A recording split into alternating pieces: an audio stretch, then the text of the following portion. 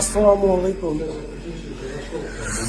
আসলে এমন একটা অফিসে বর্তমানে আছি, এইখানে তারাই আসে যাদের পাও বমের আঘাতে পুড়া যায় বা মাটির মধ্যে পুঁতা থাকা অবস্থায় কিছু বমে আক্রান্ত হয়। হ্যাঁ, সেই সমস্ত ইসের মধ্যে আর কি। তবে এটা খুবই ভয়াবহ, মারাত্মক। আপনাদেরকে দেখাই এরকম অবস্থা। বাথরুম থেকে এটারও পাও ভাঙা। হ্যাঁ, ওই যে একটা আইট আছে, পাও ভাঙা। ওই যে দেখেন সবই মনে করেন বমে উড়াই না, বুঝতে পারছেন? ওই যে দেখেন একটা পাও নাই, আর এটা আঘাত হয়েছে।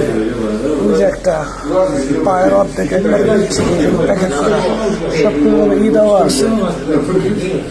এরকম আর কি এখানকার মানুষগুলোর এই অবস্থায় দেখলে অবাক হয়ে যাবে।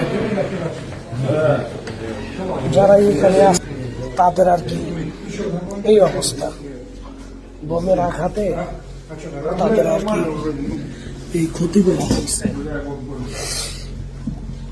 তাই খুবই মারাত্মক যুদ্ধ। কেউ আইসেন না ভাই, যত মানুষ আছে সবগুলোরই একই অবস্থা। পায়ের আঙ্গুল নাই, পায়ের পাতা নাই, কারো পাও নাই, এই অবস্থা। দেখাই যদি আপনাদের বিশ্বাস না হয়, ওই যে দেখেন একজন লোহা দিয়ে ই করে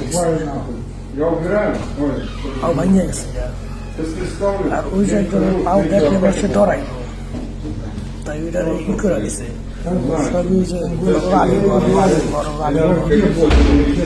ঠিক আছে, চেহারাটাও দেখেন।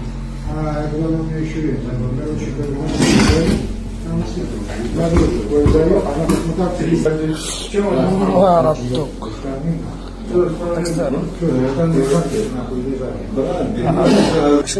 যখন এগুলা দেখি মনের মধ্যে খুব কষ্ট হয়, খুব খারাপ লাগে।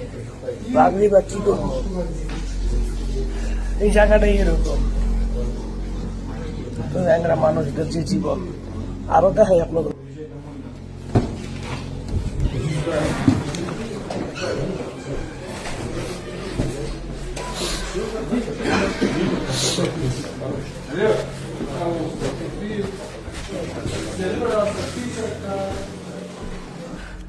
দেখছেন জীবনটা কত ভয়াবহ, মারাত্মক। এগুলো আর কি দেখতে হয়। আসছি তো অফিস লেভেলে, এখন আসছি, আইসা দেখি কারো চেহারা পুরা রয়েছে, কারো হাত পুরা রয়েছে, কারো পাও নাই, কারো আডু কাইটা ফলাইছে। এই বম তো খুব খারাপ।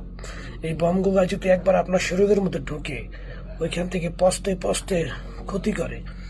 তবে সবার সাথে কথা বলছি যে আপনাদের কিভাবে সমস্যা, তারা বলছে দেখ মাটিতে বম ছিল, ওই বমের উপর পাড়া লাগছে কিছু গ্রেনেড, কিছু ছোট বম, বা আশেপাশে লোকজন উড়ে গেছে গা। হ্যাঁ, আমার এই পাও পর্যন্ত গেছে গা, আমি লাভ দিছি, বম আইসা সিটটা গিয়ে আমার এখানে এসে পড়ছে, পাও পুড়ে গেছে গা। এই ধরনের সবার কাছ থেকে শুনছি, কিন্তু শুনলে খুব খারাপ লাগে। তারপরও তো ভয়াবহ জীবন পার করছি। যখন যুদ্ধে ছিলাম, সরাসরি লগের মানুষ মারা গেছে, তাদেরকে আনতে পারি নাই। যুদ্ধ এমন একটা জিনিস, ভয়াবহ যুদ্ধ। তাদের লাশটা এখনো উদ্ধার করা হয়নি, কারণ ওই শহরটা যখন দখল হইব একমাত্র তখনই তাদেরকে আনা যাইব, এর আগে না। বুঝতে পারছেন? এই হচ্ছে ভয়াবহ জীবন। তারপরও বাংলাদেশের কিছু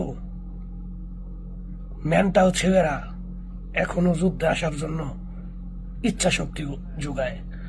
আরে ভাই, বাস্তব যদি তোমরা দেখো, চোখের পানি ধরে রাখতে পারবা না। এরম মানুষ এরম ভাবে মারা গেছে, কারো মাজা থেকে নাই। শুনছেন না, আমাদের এক বাঙালি ইয়াসিন মারা গেছিল। ইয়াসিনের লাশটা দেখছেন?